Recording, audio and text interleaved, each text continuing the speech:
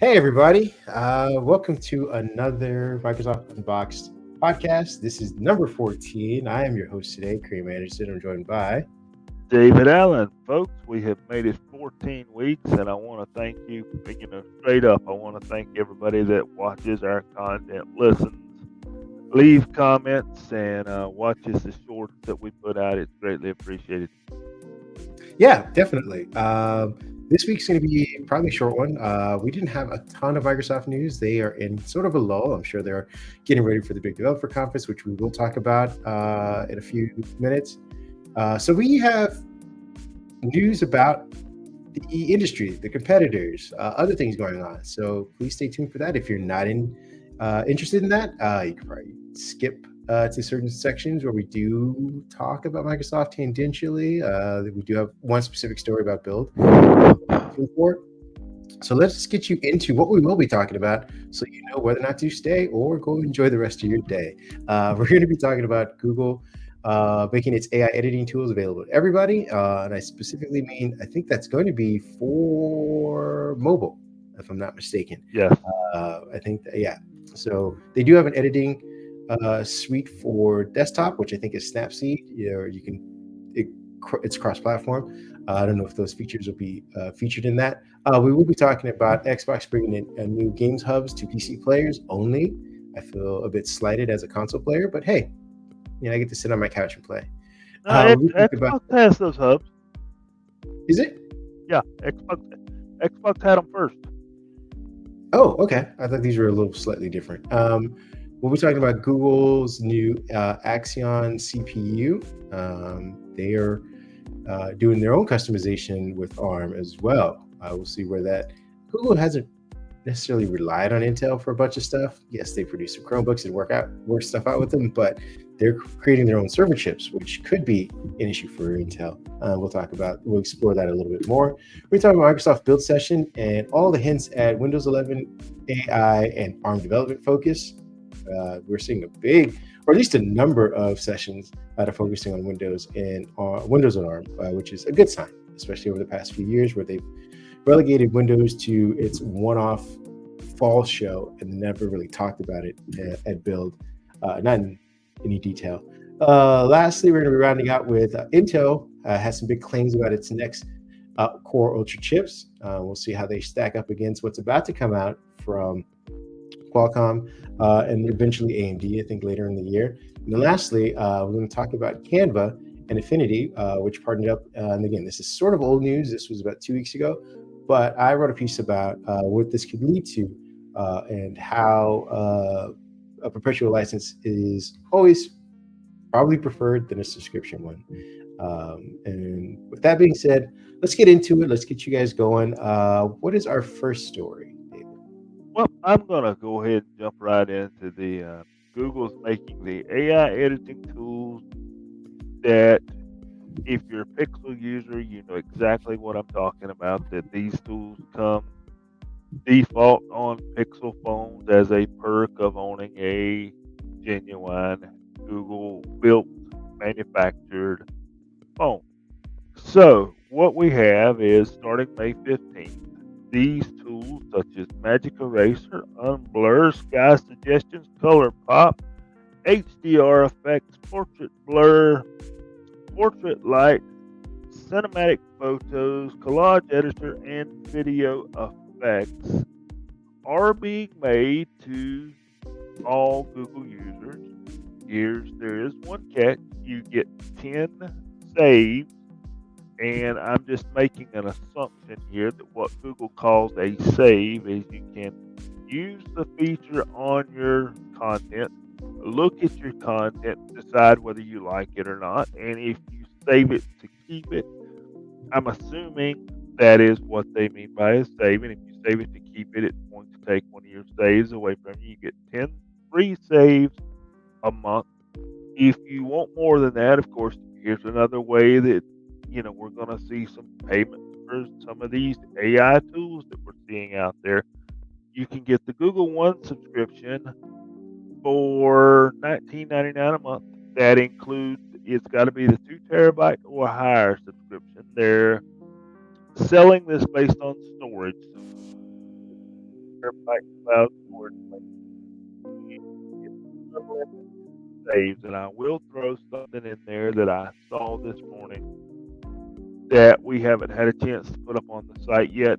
If you start looking at these Google packages and realize, oh, there's a VPN over there, that VPN would really, help me to be a part of my package. No, Google has put out a memo this morning saying that VPN, they called it VPN1, that is a part of the package, will no longer be available by the end of the year based on the fact that, as they put it, nobody used it. So if you want these AI features and you say, well, the VPN would be nice, I'll put down the $20 a month, you will eventually lose the VPN by the end of the year. So keep that in mind. Yeah, I'm all for these features. The 10 saves is kind of a little lame in my opinion, but hey, Google's got to start somewhere with their pricing, I suppose, in order to justify the resources necessary to produce these kind of things. Like I said, 10 seems a bit low for me, but that's how they I do think the so upselling the too. packages. But we'll see where this lands once Samsung starts charging for their AI features, because they do have a lot of similar AI editing tools in the Galaxy devices, and I know that they outsell Pixel devices by I don't know, it's like 3 to 1 or something like that. So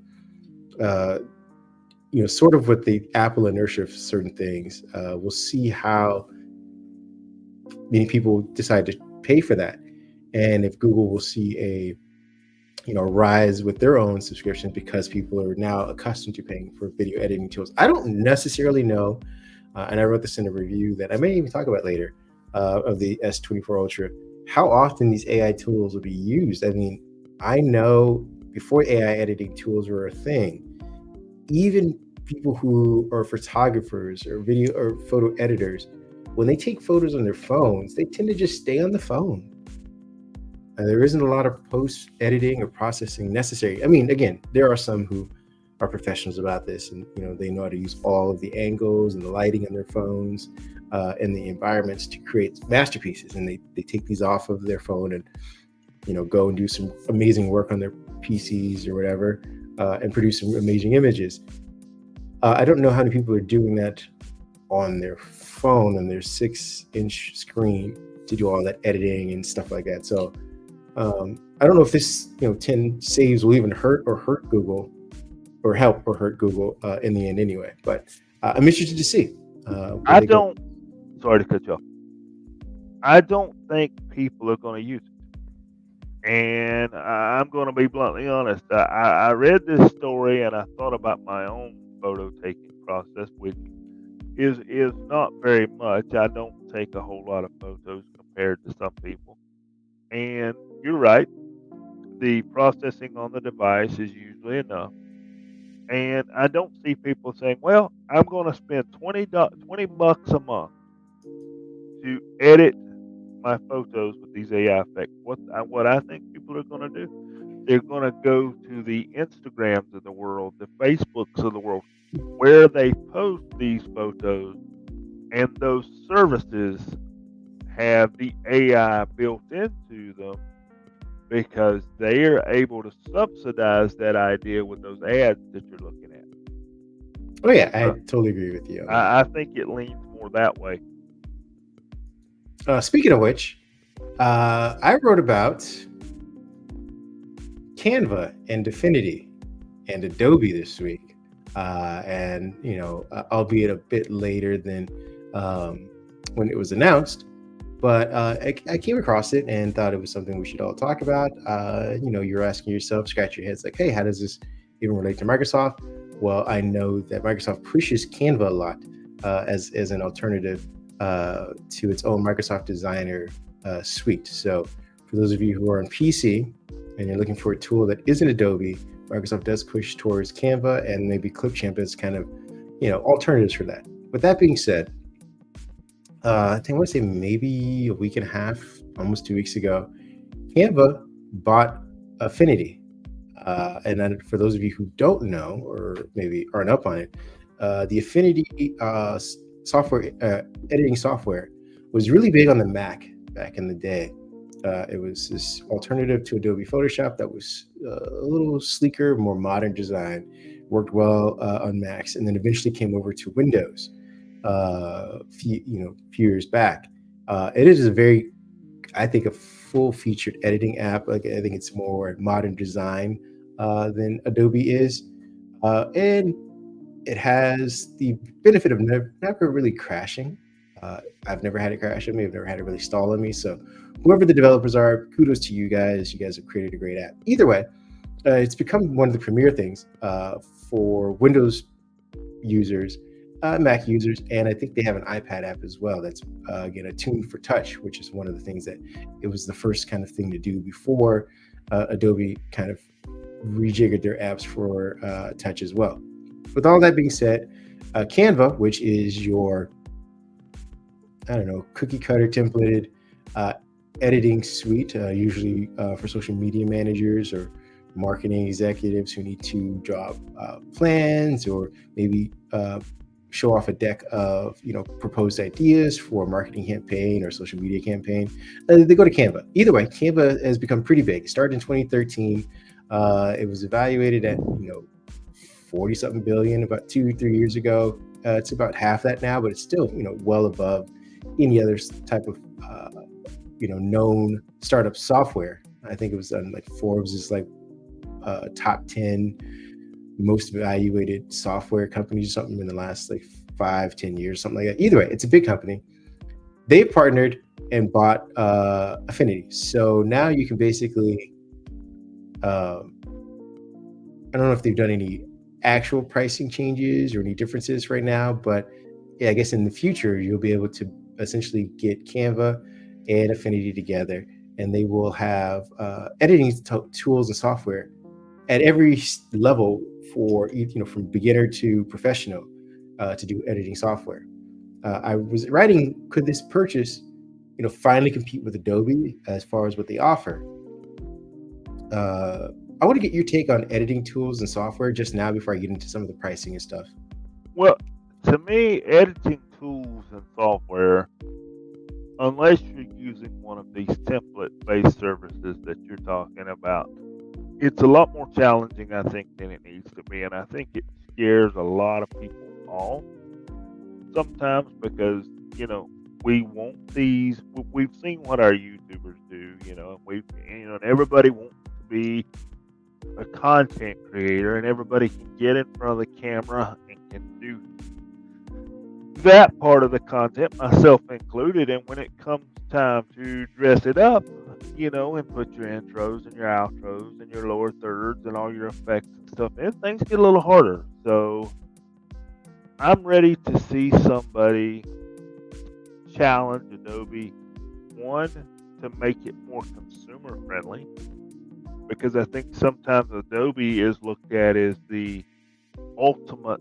in content creation, but a lot of its products are above the level of the basic consumer. And that's part of what I think has made Canva so attractive through the years. I've worked with a lot of bloggers in the last 10 years, and I have more Canva logins than I can ever possibly, process, in helping them. And Canva is very friendly. I want to see some of that friendliness fall into the Affinity suite. Bring us a little AI in there, mix it together, stir the witch's brew, if you will, and then, toss that at Adobe and say, look, here's what we have. And if you can do it, let's not be $50 a month. That'd be good. Yeah, I wanted to get into some of the technical things about Canva and Affinity. Again, speaking as someone who is a Windows user, and I don't necessarily dabble in Final Cut all that often, the optimization for both is great. Canva is a web-based editing tool, which is a plus for anybody who's on a Windows PC, because again, that just means fewer necessary resources, downloads, installs necessarily. Now, again, you can get it as a web app from the Microsoft Store, but its size and weight, as far as resources is concerned for the Windows OS, is very small, and you can do a lot with it. Affinity can be also small, but it's very optimized for Windows. I have never really seen it lag or crash. The developers have done a great job. They've introduced Affinity 2, I believe. It's their massive overhaul and update for the platform. Affinity also has two other. There's its main app is Affinity Photo, which is its Photoshop competitor. But then there's Affinity Publisher, I believe, and Affinity Designer, kind of in line with your. I believe it's InDesign and Adobe's publisher tool. So if you're trying to, create a magazine or do a website or something like that, they have tools for those two. So, and again, in addition to Photoshop, you can also get some of the other higher end, more specified editing options. Now, Canva, I think, hosts around 175 million users right now, which is, again, still pretty big. The company says it, obviously with this purchase wants to do more, wants to offer an integrated stack. But to your point of the $50 a month thing, this is where I think, where I wrote my entire piece saying that perpetual license, I think, is preferred over the subscription model, even though subscription models are being shoved down our throats, because subscription models are the easiest way for companies to show continued growth and profit. It's the easier way for them to do that. They say, hey, we got everyone on subscriptions. Now we just keep raising the subscription price by $1, by $2, $2, $3, and we can show infinite growth at that point. If we have to try and charge that same amount per individual product throughout a cycle, you can have up cycles, you can have down cycles. So, Windows had this. Office had the same sort of issue with Microsoft when, Office 2013 came out versus 2017 or 2019. You could see whether or not the product was good and whether or not people were really agreeing with it. It was harder to measure. It was easier to measure success and failure. Now it's harder when you can just say, hey, everyone's on it. No one's really dropping off, and we just keep incrementally raising the price for it. That's what Adobe, for better or for worse, is starting to do. Affinity Photo, I believe you can get a individual license for the app itself for, I believe it's $59.99, and sometimes they have deals, so you can go check the Microsoft Store for those, and it can come all the way down to like $30, I believe, sometimes. You could also, I take that back. It's $64.99 for the one-time fee, and you can then put it on any PC or device that you need after that point, and you won't be charged again for it. The same thing goes for, Canva is actually a subscription model. They do offer a free version, which I think a lot of people, probably about 80% of that 175 million people use the free version because it's, again, mostly full featured, aside from maybe some 24-hour customer support and some AI admin managing stuff. You get basically the same you would get for the, I think the next license is $120 a year for one person. And then they have another offer for $240 a year for at least 2 minimum licenses. And then they have an enterprise level or whatnot. But what I said all this to say is that Canva also, when they purchased Affinity, made a pledge saying like, hey, we're going to keep offering Affinity for whatever the $64.99 version is, which is great. Because like I said, when you're looking at Adobe, which is charging you $59.99 a year if you don't have a student account or any kind of special discounts, that ends up costing you, I believe, what was that, $240 a year or something like that. I mean, it's costly. Close to the $500. Oh yeah. Well, there you go. Yeah, exactly. for the whole thing. Yeah. So, and you may not even need all the features. They do offer some packages where you can do, I think, individual apps for $9.99. So if you just need like Audition or Lightroom or Premiere Pro or something like that, you can pick those up. But you're still upwards of $30 just for those 3 apps. When there are different ways to do it. Either way, I think at the end of the day, this could be a good thing if Canva sticks to its pledge of perpetual licenses. And then I threw in, because the big kicker for Adobe right now, I think you and I were talking off mic. One, it's Premiere Pro. That is its go-to. That is what everyone likes to run their benchmarks on when they test the new PCs and kind of see how powerful they are. And as we get into a world where YouTube, Twitch, and some other things are becoming bigger avenues of entertainment. More people are trying to create their own content, and they use these tools like Final Cut, Adobe Premiere, DaVinci Resolve to create stuff like this. And so Canva doesn't have anything like that just yet.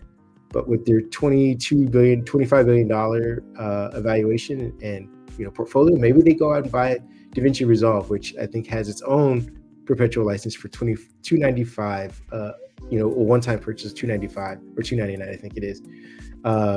If you decide to keep that pledge as well, at the end of the day, you're paying what, $299, $64 or whatever, and then you have the free version of Canva. I mean, you're out in 1 year roughly, is it $370 or 300? Yeah, but then you're not paying anything else for the remainder of your professional career, so to speak. And I think that is preferable to the endless monthly or yearly payments from Adobe. So I think hopefully they so. can. As long as neither, and I'm gonna, I hate to bring another company up in a negative light, but Filmora also does a similar thing to where you could buy a lifetime license. And if you remember, it was third quarter last year, they came out and said, "Hey, here's an update. Now pay for it." And there was a big YouTube revolt. I mean, there was nasty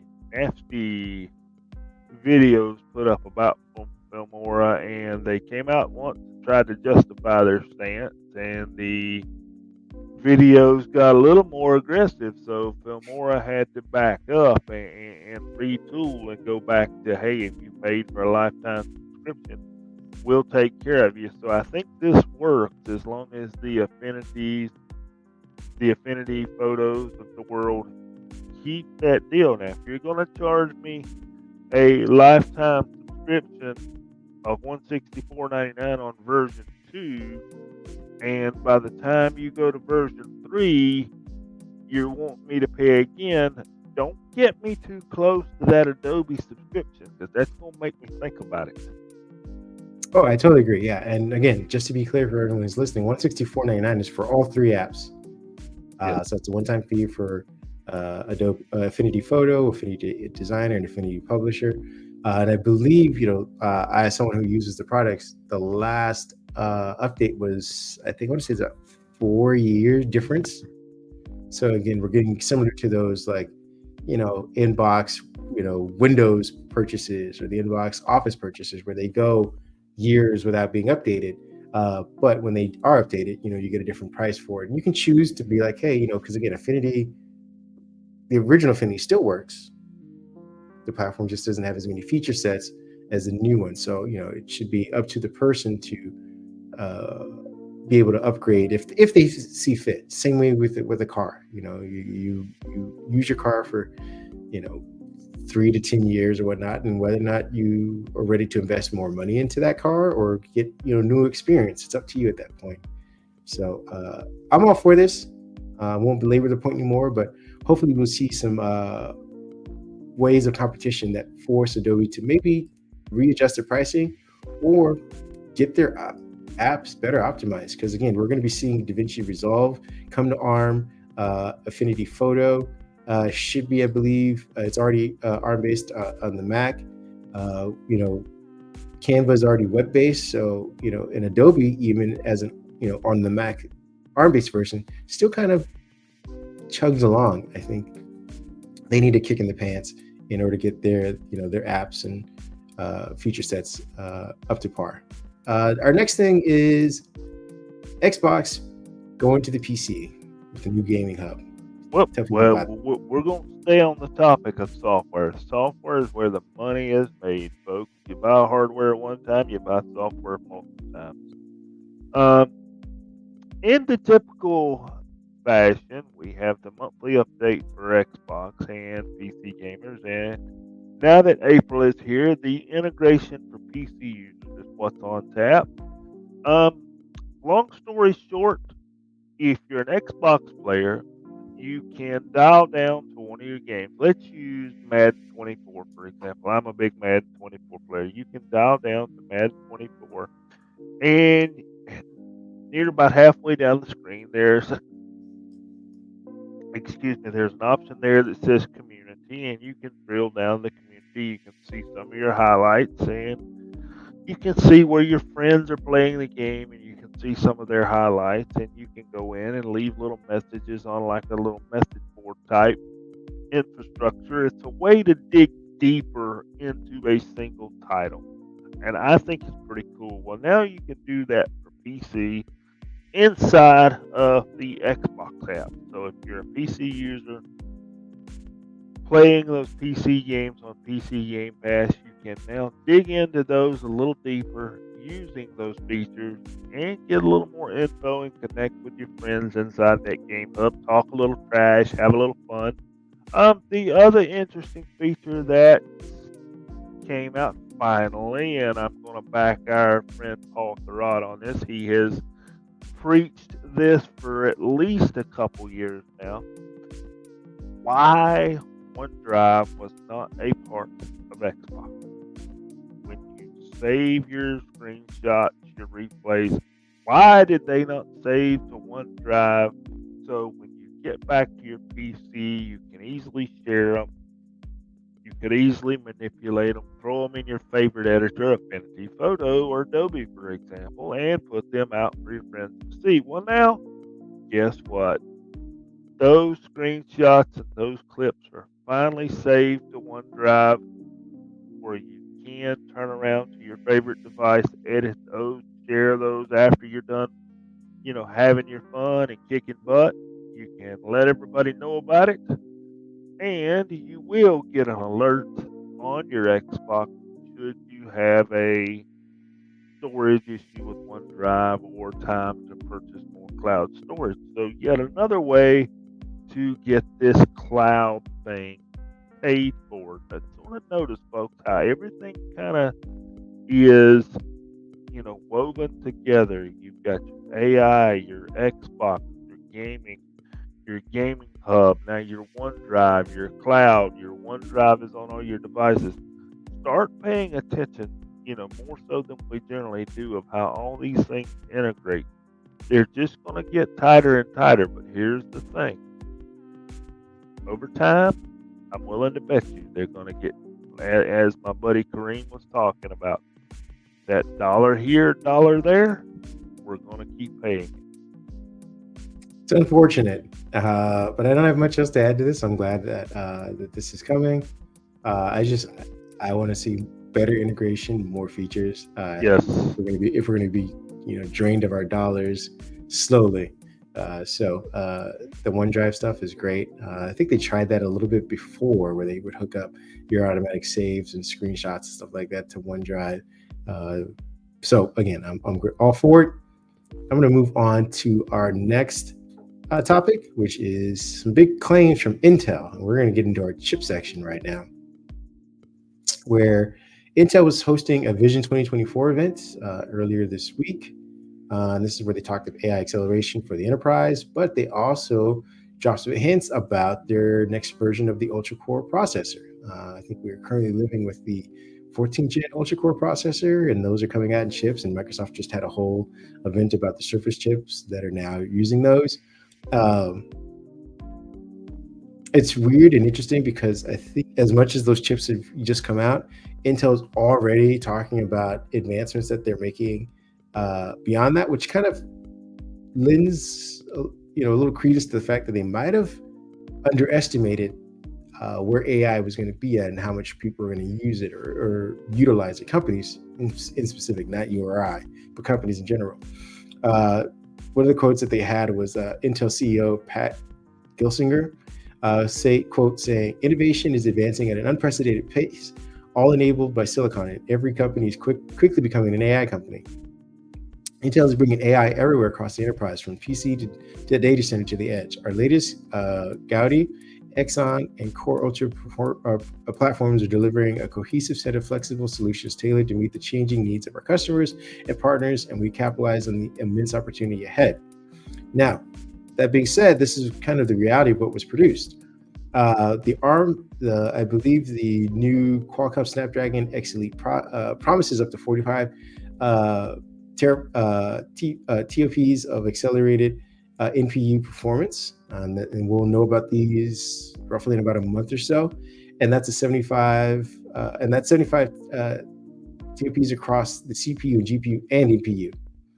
AMD's Ryzen Hawk point chipset offers 16 of those NPU performance, and Intel's first generation, which is the current one, the 14th gen that we're currently using, generation Core Ultra chips, codenamed Meteor Lake, only offered 10.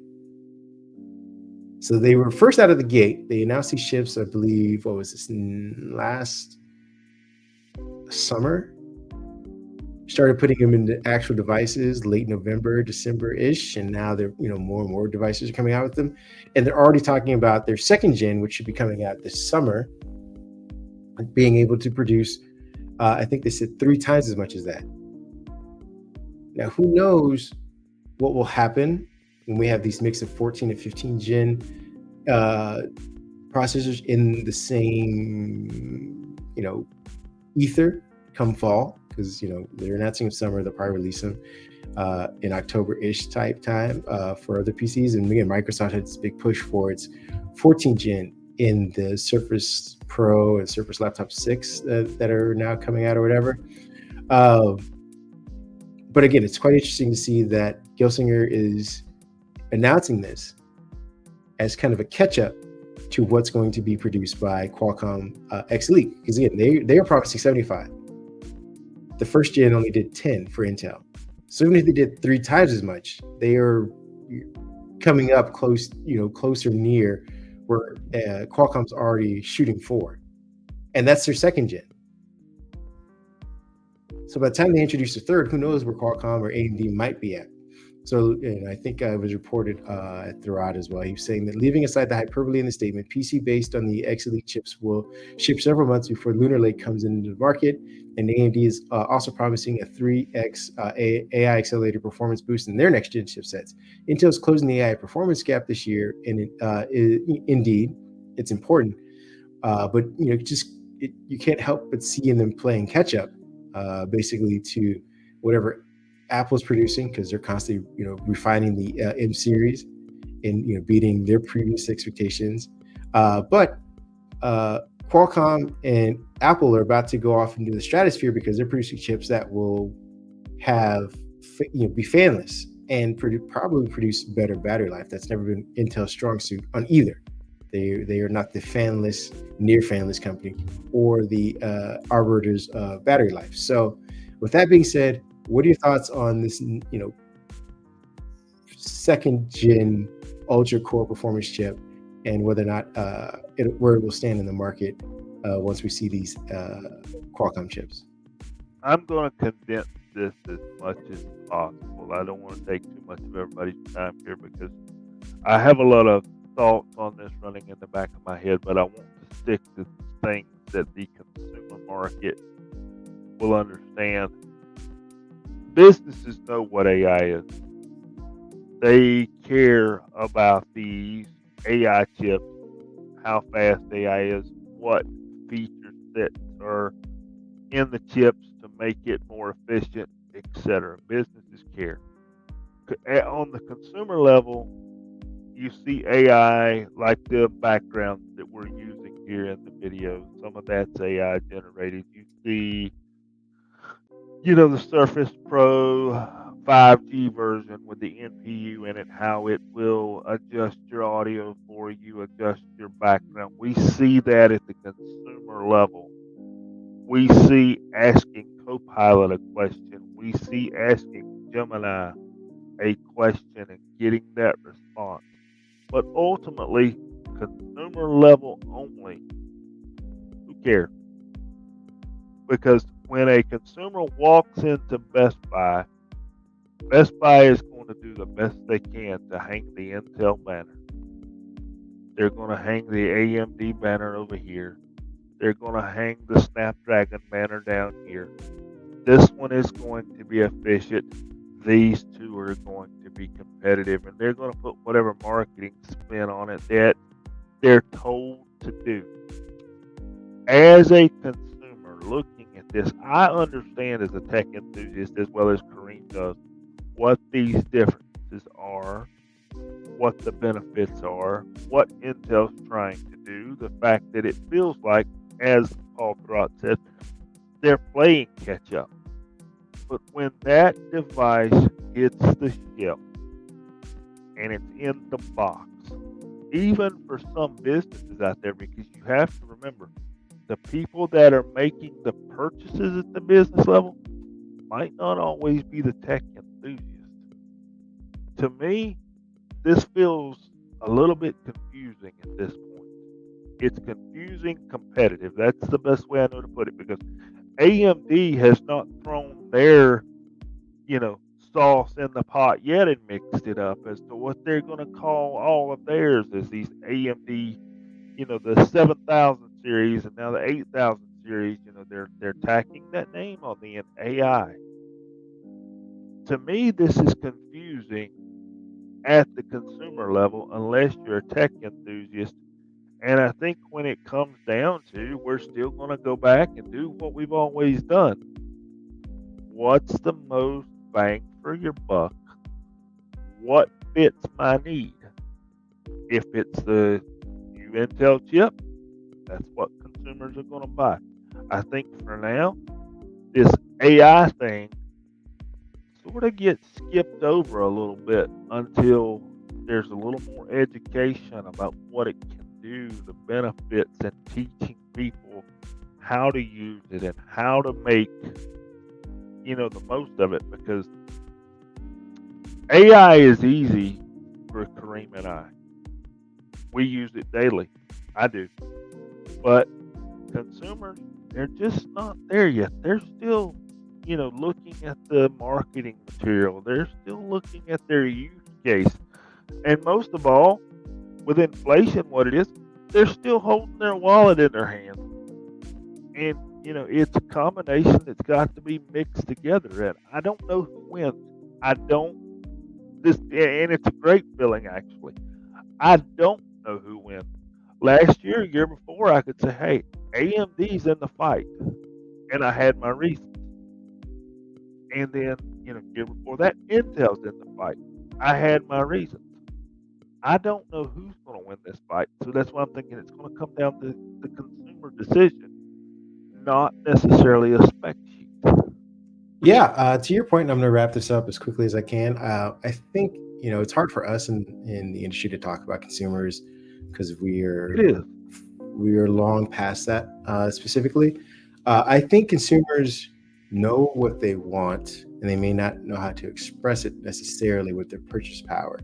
I think you and I talked about this on mic. Is that similar to Apple versus Microsoft, where this development cycles kind of worked for one company at a time and then switched and worked for a different company at a different time when Apple figured out mobile and Microsoft didn't. I believe this is Qualcomm and Intel. Intel was built for the desktop PC where things were kind of third-party support and localization for a lot of things for their chipsets. I think people now want their PCs to be more like their phones, where these integrated things kind of work and they just work in the background. Again, as far as AI and machine learning is concerned, they just want things to work in the background. They necessarily want a marketing slide saying, hey, this is where you go on your PC to do this thing. It should just do it, just kind of like the phone does. And Qualcomm was in a position to create chips that were catered towards that. They had chips that needed to process background noise because they were on a phone. People were on a phone. Like voice isolation was a thing that they had to take into consideration when they made their chips. Same thing for modems as well, and for the way that they optimized screen and battery performance, and the way that screens were lit, and the fact that these devices wouldn't be connected to an outlet for hours on end. They built their chips with all those considerations. Where at the time, Intel, when it was making its money, didn't have to really necessarily do that. They just had to support drivers for devices that did all that extra heavy work on its own, like microphones. They just had to support the driver that plugged into it, because the person who created the microphone did all the extra work as far as voice isolation and all these things that we're about to see come from this Windows 11 update as far as AI is concerned and NPUs or whatnot. So they're working backwards trying to backfill a lot of this stuff, and it's they're doing an admirable job. They're just not moving as quickly as Qualcomm is as far as adding the PC components, because again, they started with mobile already, and now you're just asking them to make a more performant chip. and it seems to be easier for them to do that. And again, I just think it's the turn of the tides. Microsoft pivoted towards cloud um, when the operating systems became a thing of the past, and they had lost out on mobile. It just it bears to see where Intel pivots, because I think they'll continue making chips just like Microsoft continues to make Windows. But it may not. I think their whole fab process is going to be their second. Uh, their midlife crisis, so to speak. This is where they will do their pivot into something different, while they continue to still make chips. I just don't know if their chips will always be as performant as what Qualcomm is, because again, they just start off at two different bases and they're working in two different directions to kind of meet the consumer. That being said, let's move on to Google announcing their chips. We're talking about more chips, ladies and gentlemen. More chips. What do you got for us? Chips, arm everywhere, and I promise you, folks, I wish it was, but it's not potato chips.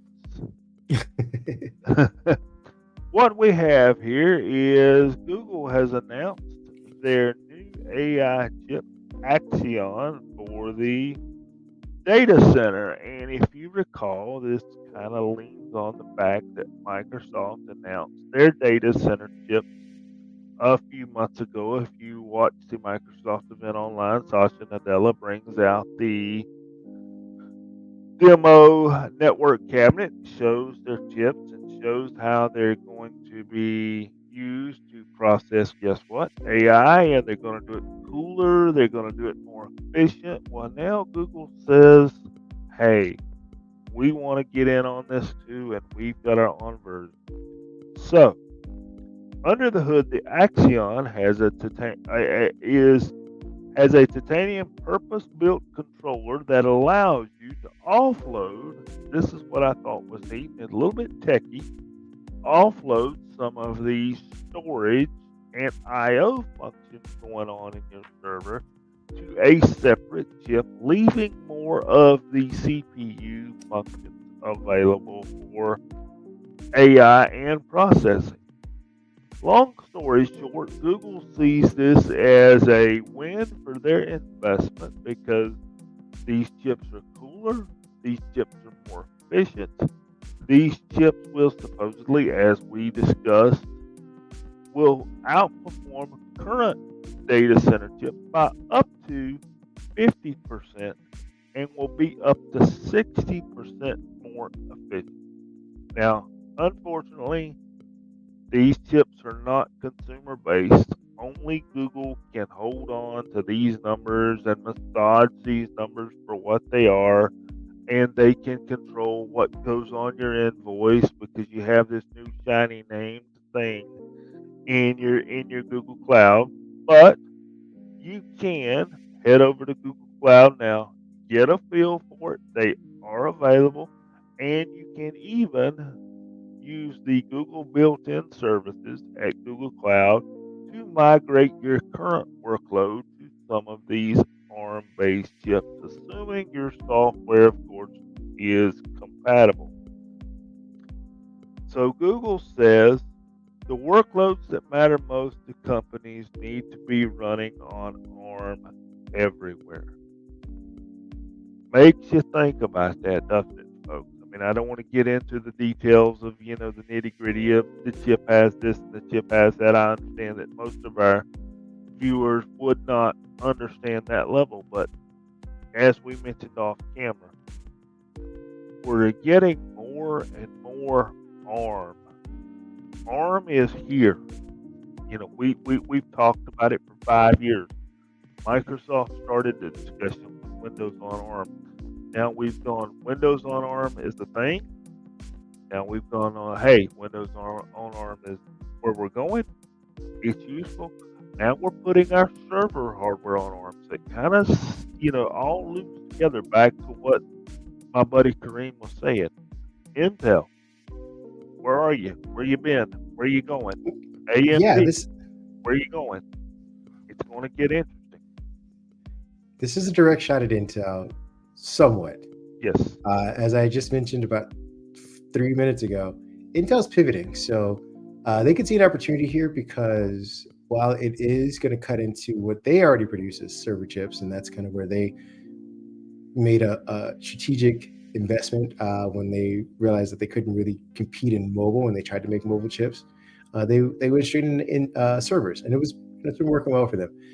This fab pivot could also be a benefit to them because if people do choose this Google version, I don't know if Google has the resources to keep up with demand. So if they can uh, let Intel do the fabbing for it, and Intel charges them a certain amount to create the chips that these ARM chips, whatever, it's still sort of a win-win to a lesser degree for Intel because they are now using their labs or whatnot to create the amount, the volume that these Google chips could probably use. The same thing for Microsoft, TSMC, and necessarily Qualcomm in the US or whatnot. So again, where we saw Microsoft kind of ease off of Windows and say, hey, Azure is our platform. Just whatever you build, whatever you need as far as data centers or servers, or if you needed the space or the resources to create video games or whatever, we're not just everything needs to be developed for Windows. It's put everything on our cloud. Well, any and everything you can, put it on our cloud. I think this is where Intel kind of makes that strategic decision, like, hey, we're not going to compete. We're necessarily not going to compete performance-wise, chipset to chipset. But if you were a chip maker at any type of volume, we have established over the last, I don't know, how old is Intel? Like 80 years old, something like that. However old the company is, we've invested into our fabs and into our labs to create chips at volume. You're not going to be able to do that just yet. Let us help you. And it's a win-win for both companies. It's a partnership, exactly. It'll be interesting to see how these chips compete and where Google sells them at, especially again with Microsoft already doing their own, AMD still in there, and NVIDIA. This is the unspoken person in the room who's I think they reached over $90 billion valuation or something like that, or 900 billion. I mean, they reached some astronomical number when AI became a thing. So they are definitely in this game for server chips in the future. So we'll see where these. I think they're watching and laughing a little bit, if you want. Probably. That's and I'm not trying to give a cute response here. I honestly believe what's currently powering and has currently powered our AI models up until now. It was perfectly clear that NVIDIA GPUs have and are being used to run our current models because we had the deal of when ChatGPT first came out, you would get the message that things was overloaded, and they came out and said, look, we need more GPUs. NVIDIA, we need more GPUs. I think if anybody has a hand on what it takes to make these AI workloads run, it's NVIDIA. And I think they're just sitting on that cash cow, where us gamers have gone out there and bought all these 4090s and 4080s at $2,000 a pop. I think they're sitting on that cash cow going, we know what it takes. We're going to let you guys figure out what you think you know. and then we're going to come in there and say, here, we're going to throw our stew in and say, here's how you do it. And I think they're going to push everybody to go to that next level. And I'll end by saying this. What have we always said? Competition works out for the consumer. And the last 5 years, I'll even go say the last 7, 8 years, what do we see every year? Intel 10th gen, Intel 11th gen, AMD this gen, AMD this gen, and there's always talk of what these other folks might do. And we've always said, one day these other folks are going to step up and say, hey, we're here. Well, the NVIDIAs of the world, the ARMs of the world have been sitting in the offices while AMD and Intel are doing these spec bumps. Now they have brought their product to the table, and everybody is turning back and looking at that table and going, well, there's a little more work to do. You kind of came out a little bit ahead of us here. And the thing that catches me is like you just said, they're doing it at all levels. They're doing it at the portable level. They're doing it at the desktop level. Now they're doing it at the server level. It used to be that you could give Intel, and Intel would be happy. Give them the server level. They wouldn't complain much when the AMD was out there pushing the desktop level. Then it kind of flipped. AMD got quiet for a while. The AMD EPYC CPU for servers came out. Intel goes back to the drawing board. They bring out the E series and the 622s for those server folks out there. Okay, now we've got something to play. But now they've got a whole different level of competition out there that has popped up out of nowhere. And I think they have come out with a lot more than people anticipated. And I think for the next few years, it's going to be I don't know the term that I'm looking for. It's I can do a little bit better than you each time. The And one-upsmanship. yeah, the one up, and it's going to be fun to watch. Agreed. With that being said, we're going to move on to our final topic, which is Microsoft Build. The sessions list came out a few days ago, and for those of us who are Windows consumers, there is a lot to be happy about. There hasn't been over the past few years, admittedly. Microsoft has moved strategically into the realm of heavily into quantum computing, obviously in AI. There was that 1 year that we all were drunk and did the metaverse for a little bit. We are no longer doing that, but we are now back to focusing Windows on ARM. And there was some hints that Microsoft is, really investing in this. I believe that The Verge reported that Microsoft is going to be holding an event the day before Build, where they showcase the Surface. It's called a Surface and AI event. Well, they'll be showcasing the new Surface Pro, probably with AI and ARM chips specifically. The Surface Laptop 6 with Surface chips only, really. These, we talked about Intel chips, or the Intel Surfaces being announced last month. Now Microsoft is going to be holding a specific event where they only delineate these new versions as consumer versions, which only offer Windows and ARM. This is how big Microsoft's investing in Windows and ARM. Normally, each year they do a Surface device with Intel, perhaps AMD, and then they'll have a one-off of the Pro version on Qualcomm, because again, they're not necessarily confident in that. They know people need Intel, but for whatever reason this year, they are very confident about their Windows and ARM. This new Qualcomm chip producing and providing consumers, again, people who don't know better, they just know that the device needs to do these certain things, that this new platform, Windows and ARM, or not new, but updated platform, Windows and ARM, will be able to produce that. Some of the build sessions that have kind of, lit a fire under the idea that, we're going to be seeing a big investment in that, are listed as, I believe one session is called Introducing the Next Generation of Windows and ARM. Another one's called Bring Your Copilot to Life with a customized visual identity. Build richer experiences with Copilot in Windows. Develop your first Copilot plugin for Windows for your Windows app. Designing for a brand new Windows AI feature. How to create superior experiences with UI and WPF, and developer experience improvements in Windows. So again, I think the number of things that I just showcased right there, these are just a couple that kind of stuck out. Would have been the entirety of Windows development sessions over the last 5 years. They like I said, they had really tamed down the emphasis of Windows development and kind of led everyone to Azure development, which, again, I'm assuming with this new event happening a day before, they're still going to be talking a lot about Azure. They'll be talking a lot about Copilot and AI.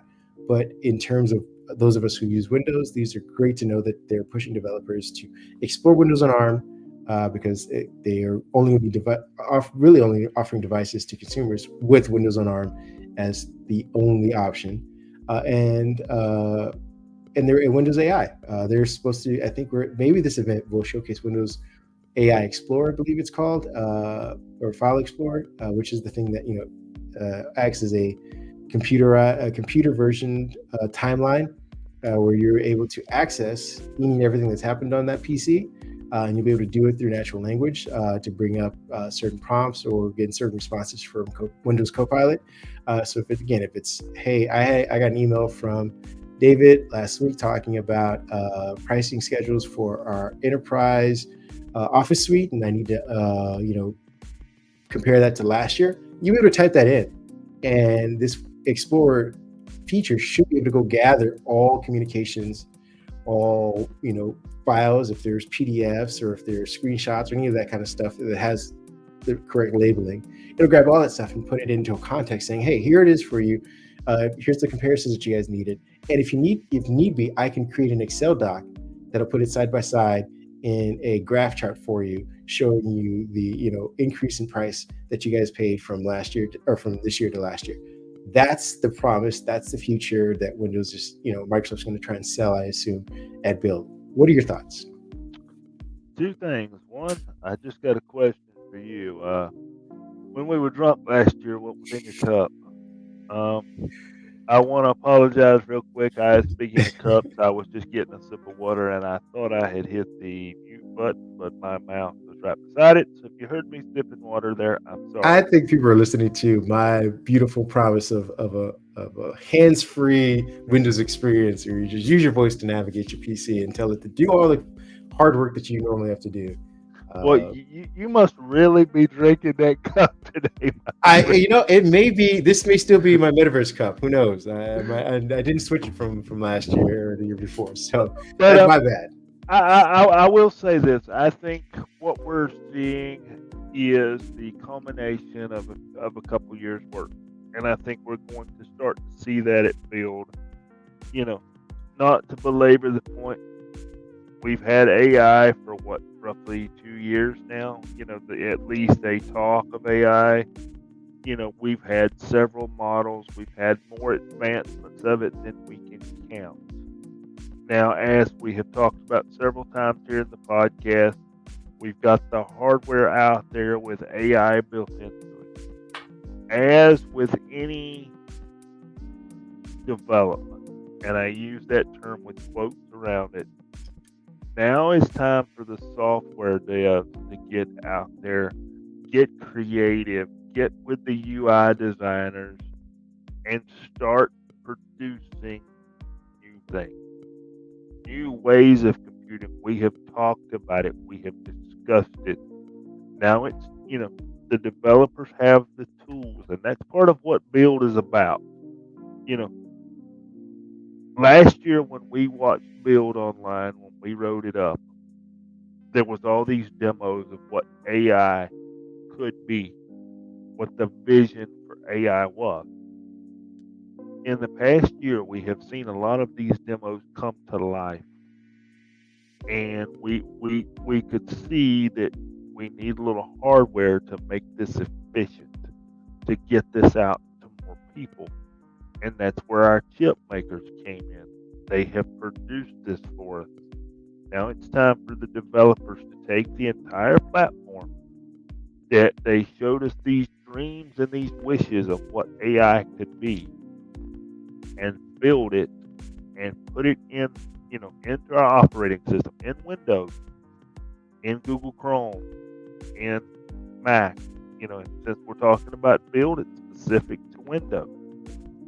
Put it in there, see how it works, see what consumers think of it.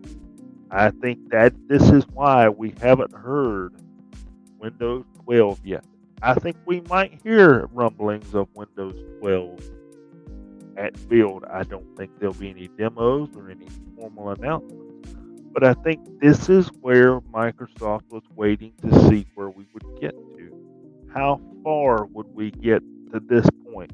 How quickly would we get to this point? Windows 12 is on the radar. We may hear about it at Build. But I think what we're seeing is Windows is just the platform where this stuff will run. Windows is the platform that we will interface with. And I think that's where we are. Is AI is out there, the hardware is out there. Now it's up to the developers to say, now let's interface it together, as you mentioned with the new, File Explorer. That is one feature that I can't wait to get my hands on, because my folders sometimes get to be a mess and document names when you're in a hurry. You jot down that document name that is comfortable for that day and that moment, but you don't remember that a week later, a month later, 6 months later, and you have to open four documents to find one and go, oh, that was it. And then you remember that you named that document that way on that specific day for that reason. And that is where a Copilot will come in and say, this is the data that's in this document that you're looking for. I'll be happy to organize it for you if you will tell me how. And that's when your spreadsheets get produced, your OneNote gets produced, your Loop gets produced, and it brings everything together because we're in a world, and I'm going to stop here, we're in a world where information is almost too much. I mean, we wake up every day and we consume, we consume, we consume, we consume. And I don't know about you, when I get to 10, 11 o'clock at night, whether I've done a lot of work that day or not, I'm tired because we consume so much. You can't remember it all. So the co-pilots of the world will be there in my operating system when I get up the next day or the next Monday morning to help me organize all this data that 10 years ago I didn't know I was going to have to deal with. No, I agree with you. I'm gonna button this up by just saying that to your point of Windows 12, I think we're watching the development of Windows 12 right now. You have to, I think, you take the perspective of what else in an operating system denotes a huge upgrade. I think what they're doing is they're tacking on Copilot as the feature set for what would have been Windows 12. So uh, Windows 11 is basically getting its feature set built into Copilot, and Copilot will transfer across.